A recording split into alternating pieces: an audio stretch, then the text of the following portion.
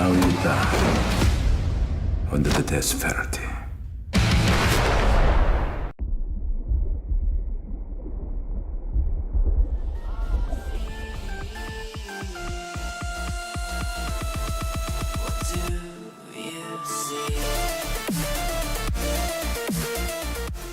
Hey everyone, this is Cinema Headz, and today I'm joined by JP, and today we are going to be bringing you the review for Revenger, Netflix original, starring Bruce Kahn.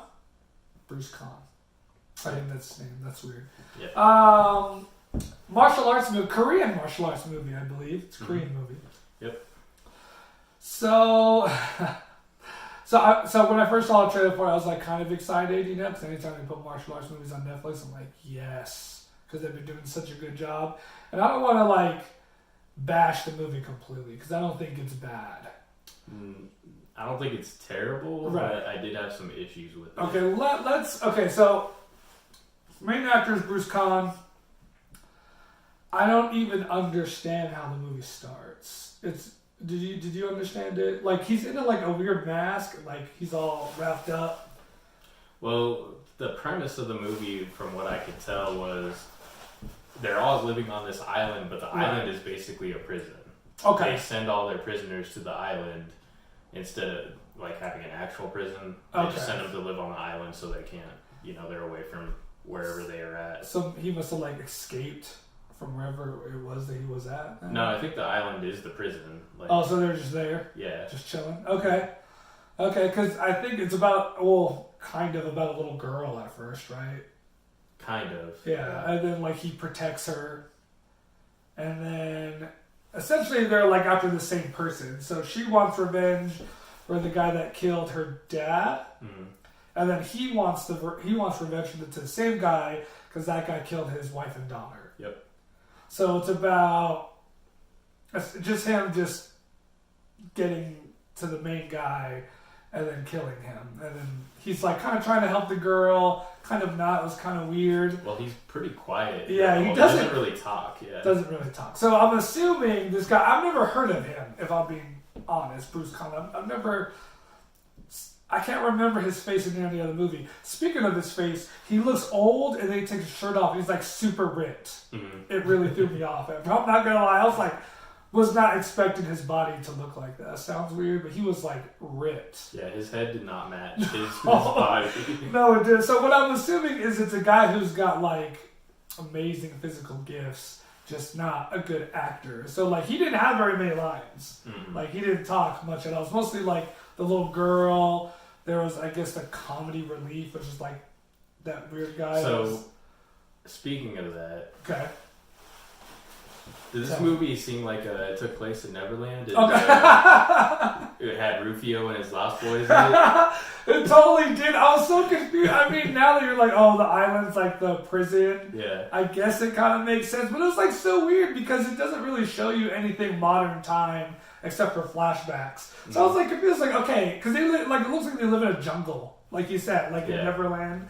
But like the flashbacks are like modern time, like people are just in suits and stuff. So I was like, okay, so it's not like set like back then, it's set now, but everything looks like it. It was just weird. It just like the theme kind of threw me off. Mm-hmm. Well, those characters in particular threw it off for me because the movie like starts off in a serious tone. Right. And then when you meet them, they're kind of like just these goofy comedic kind of guys. And the main guy, who's like the head of like their little village, I have a lot of other movies with him in it, and he like plays the same character and everything. He's always like the jokey comedy relief. He's not a bad actor. I have a couple of movies where he plays like he's like in a gang. He's not bad, but yeah, he's like over the top sometimes, and it threw me off. The movie had two different tones to it. It had like serious moments, and then when it wasn't being serious, it had these goofy moments, but they weren't even like really funny. They were just kind of... Yeah, it didn't connect. I didn't really laugh. But is there anything else that you got that you want to mention? Well, that was the main issue I had with it. There's a few other things, but we'll kind of get to that towards the end. Because my biggest thing was towards the end of the movie. Okay, so let's just get right into the fight scenes, because that's what I wanted to see anyway. Because from the trailer, they looked good, which they are good. Bruce Caan's like very good. Like I feel like he's top tier. I would put him in the like Tony Jaa, Donnie Yen. Maybe not as good as them, but I'd put him in that group to me. So this is my first time seeing him. He's like super fast, super athletic. It looked really nice on camera. Like his movements looked really nice, especially when he was handling a sword. I thought those fight scenes were amazing. I mean, I agree with you to a point, Okay. but it seemed like he was the only real martial artist in the film, and it's hard to kind of gauge how good he is when there was nobody for him to measure up against. Okay, so that was my biggest issue with the movie, is that you never get the sense he's ever like really in danger. Right. Like he's so good, like he doesn't even pretend like he is in danger at all, or like, oh snap, I don't know if I can actually win. He just like whooped everyone's ass, and I don't even really remember him getting hit. He did like a couple times, but even like towards the end of the movie with the last part, he was getting hit on purpose. Like he was letting the dude hit him. Yeah, I'm just like, dang, I thought when the last fight popped up, I thought, okay, here we go. This is gonna be it. This is gonna be a big one. But I thought he would like show some kind of how do you say that? Vulnerability. Yes, I thought he would show some of that. But like you said, he just like, man, hit me. Like you're nothing. Right. Like nothing can destroy me. It doesn't matter what you do. And I'm to gonna me, beat you. another part of it too, we talked about this in some of our previous reviews, but there was no build. Actually, the best fight scenes were in the very beginning and the middle of the movie. I thought the that too. Final fight scene against the big bad guy. The big bad guy, first of all, he's barely in the movie. Yeah, I know. And then when you finally get to the fight scene, because they don't show him fighting or anything at all during the whole movie, when you finally get to the final fight scene, he never seems like a threat at all. No. The main character, Bruce Caan, who doesn't even really have a name in the movie. Honestly. I know. I was going to say, I was like, what was his name in the movie? I don't think they ever really gave him one because he didn't say it because he didn't talk. He didn't ever talk. That's true. I don't. But he just kind of ran over this dude at the end of the movie. Though. It was like no threat at all. It was weird. I like, to me, like, how am I supposed to root for someone if like there's no danger? Like he had a stone face the whole time, and he always looked like, no matter how many people were around him, like, well, oh, this is easy. Like everything he did was easy. It looked great. Like I said, when he got the sword, I was like, it looked so nice to me. Like the way he used it, and he was super fast. Like it looked dope. But like you said, the last scene, I'm like, dang man, not even like the main bad guy's a threat, like at all. Like he might as well have just been one of the other goons, and then it would have been the same thing. So I don't know. It's definitely not as good as The Night Comes for Us. Not even close. Like not even close. Because even the story to me was a little odd. Because they have the main story where the dude's trying to get revenge against the bad guy, but then there was kind of all this like sub stories in the background that took away from it. Yeah, and it didn't really matter. And like the little girl's there, which I'm assuming was supposed to be a big part, but by the end she really wasn't. Well, and spoiler, everybody basically dies at the end. All that's left is the guy and the little girl. Is the mom even alive? Yeah, that's right, the mom. So their whole island full of prisoners. Gone. This whole city full of lost boys. Everybody's dead except for them at the end. Like, yeah, I don't know, man. The story to me, it's one of those martial arts movies, like, man, fight scenes are dope, but everything else, like, it didn't even, like, and we bring this movie up a lot, Night Comes From, because it's, like, legit one of the best. Like, not only is it one of the best Netflix originals, it's just one of the best, like, overall martial arts movies to me, especially of last year. And like that, I set the bar really high. So this one, like the story, I didn't even care. Like I didn't care about the little girl.